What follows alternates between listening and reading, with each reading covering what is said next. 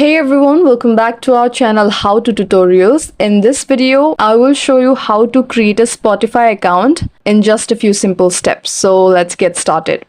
First, unlock your phone and open your Spotify application. At the top, you'll see a big bright button that says sign up for free. Tapping this takes you to the full form where you can enter your details manually like your phone number, email and password.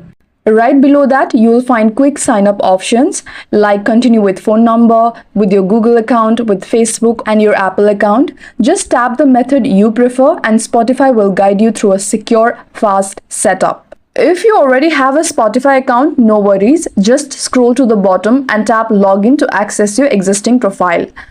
And that's how to sign up for a Spotify account. Choose your preferred method and start listening in seconds.